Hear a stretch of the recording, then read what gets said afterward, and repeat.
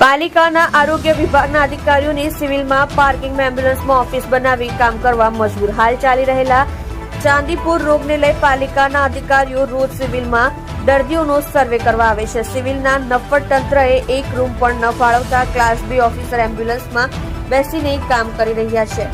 આપ જોઈ રહ્યા છો સોમવાર time news channel. Bureau report, Surat.